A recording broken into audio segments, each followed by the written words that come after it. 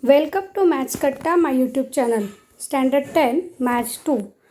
Now in this chapter 4, that is geometric construction, today we are going to study about the construction of again two similar triangles, but now here the triangles have one vertex as a common vertex. Construction of similar triangle with a common vertex. Triangle PQR is similar to triangle PMN. Observe that here vertices are P, Q and R. Here vertices are P, M and N. Means vertex P is common in this similar triangle. In triangle PQR, PQ is equal to 4 cm, QR is equal to 5 cm, PR is equal to 6 cm. Then construct triangle PQR and PMN both such that PR upon PN is equal to 5 upon 3. Now observe that vertex is a common. PQ, QR and PR means the three sides of the first triangles are given to you. Means you can easily construct this triangle PQR. First of all, write down that triangle PQR can be constructed because the three sides of the PQR are known. Triangle PQR is similar to triangle PMN is given such that PR upon PN is equal to 5 upon 3. This shows that in these two similar triangles, sides are in proportion and in which PR side is greater than PN side, and therefore in this ratio numerator is greater than the denominator.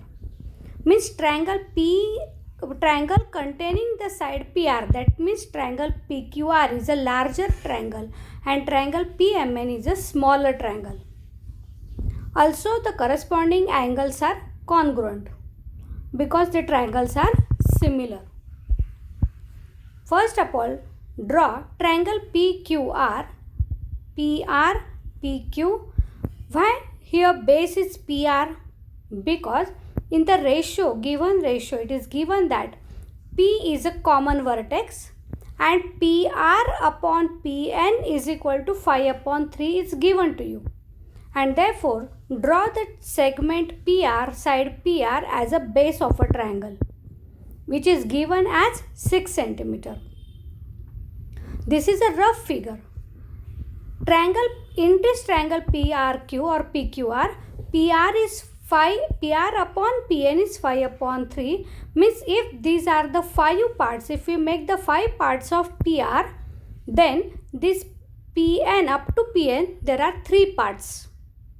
Therefore, first of all, we divide this segment PR in 5 equal parts, then PN would be equal to the 3 equal parts, and thus N is a point which is located on the segment PR.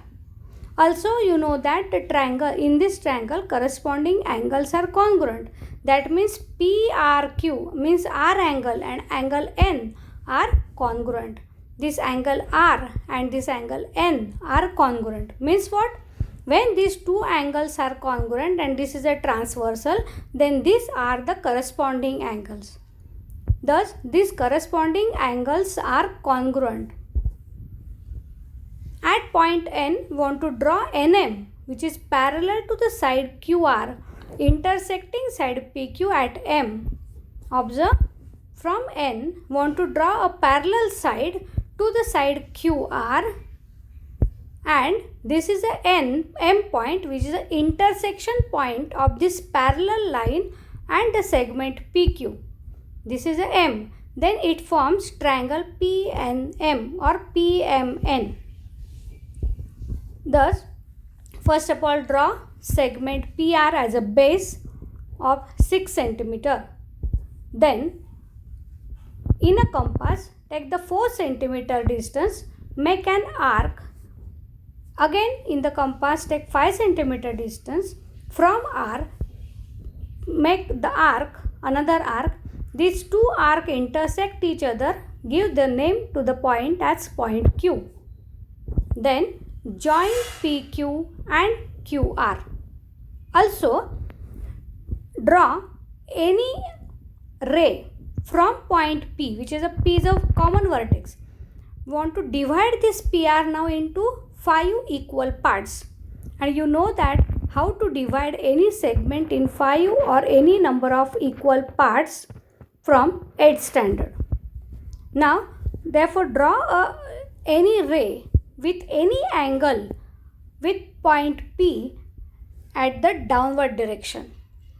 बघा, P हा point common vertex आहे आणि म्हणून या P या पॉईंटपासून common vertex असलेल्या या P या पॉईंटपासून कोणत्याही अँगलची, म्हणजे इथे अँगल मोजायची गरज नाही, कोणत्याही अँगलचा एक रे डाऊनवर्ड डिरेक्शनने काढायचा आहे. आपण हा डाऊनवर्ड डिरेक्शनने रे काढलेला दिसतोय. आता याच्यात आपल्याला 5 इक्वल पार्ट्स करायचे आहेत, म्हणून कंपासमध्ये थोडंसं अंतर न मोजताच घ्यायचं आहे. कंपासचं टोक Pवर ठेवायचं, एक आर्क करायचा. त्यानंतर दुसरा पुन्हा कंपासचं टोक Pवरनं काढून ह्या पॉईंटवर ठेवायचं, पुन्हा एक आर्क करायचा. असे आपण 3, 4, 5 असे 5 आर्क करणार आहोत आणि याला नावं दिलेली आहेत. बघा, P1, P2, P3, P4 and P5 असे आपण त्यांना नावं देऊन घेतली आहेत. नाव कन्स्ट्रक्ट अगेन जॉईन दिस पॉईंट P5. आता आपल्याला माहिती आहे PR upon PN is given as 5/3, म्हणजे PRचे 5 पार्ट्स आहेत आणि म्हणून P5 हा आपल्याला ह्या आरला इथे जोडायचा आहे.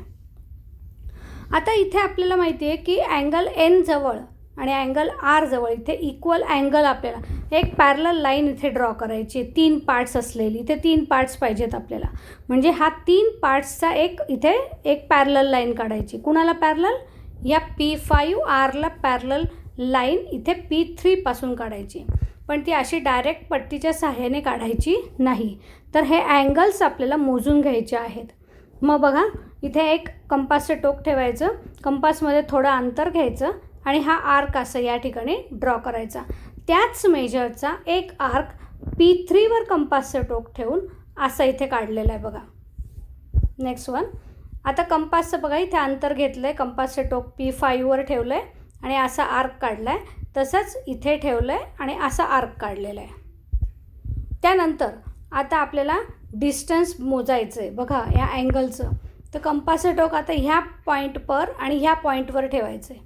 या दोघांमधलं अंतर किती आहे एवढं हे कंपासमध्ये घेऊन कंपासचं टोक मग आता ह्या पॉईंटवर ठेवून इथपर्यंत एक आर्क काढायचं आहे, म्हणजे एवढा अँगल आपल्याला इथे मोजता येतो. मग मिळालेला हा पॉईंट जो आहे त्या पॉईंटमधून आपल्याला एक लाईन ड्रॉ करायची आहे की जी PRला एका पॉईंटमध्ये इंटरसेक्ट करते. आणि आता ह्या पॉईंटला आपल्याला N नाव द्यायचं आहे. म्हणजे आता या PRचे जे 5 पार्ट्स तयार होतात, आपण जर हे असे जोडले तर 5 पार्ट्स तयार होतील, त्यातले हे 3 पार्ट्स झाले, म्हणून इथे नाव द्यायचं आपल्याला पॉईंट N.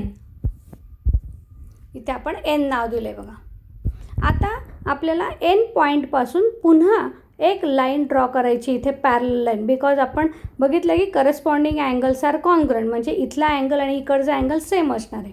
जसं आत्ता आपण इथे अँगल मेजर केले, सेम इक्वल अँगलचा अँगल तयार केला, तसंच आता इथला अँगल आणि N जवळचा अँगल आपल्याला मेजर करायचा आहे.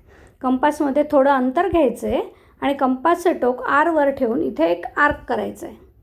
तसंच तेच कंपासचं टोक आता Nवर ठेवायचं आहे आणि पुन्हा Nवरून पुन्हा आपल्याला एक आर्क करायचं आहे. पुढे पुन्हा बघा, आता कंपासमध्ये हे अंतर कंपासमध्ये मोजलेलं आहे. बघा, आणि हे अंतर कंपासमध्ये मोजून आता पुढच्या स्टेपमध्ये इथे पॉईंट ठेवायचा आहे कंपासचा आणि मग ह्या आर्कवर हे डिस्टन्स कुठे येतं तिथे आपल्याला एक आर्क काढायचा आहे आणि तो आर्क जो मिळेल तो आणि हा आर्क इंटरसेक्ट जिथे करत आहे त्या पॉईंटमधून आणि Nमधून जाणारा हा पॅरलल रे, म्हणजे आता झालं काय की हा अँगल आणि हा अँगल इक्वल मेजरचे झालेले आहेत आणि मग आपल्याला Rपर्यंत Mपर्यंत हा इथे जॉईन करायचा आहे. म्हणजे हा रे जेव्हा इंटरसेक्ट करेल, हा पॅरलल लाईन जेव्हा आपण काढू तेव्हा PQला ती एका पॉईंटमध्ये इंटरसेक्ट करते आणि तर एक इंटरसेक्शन पॉईंट आहे M.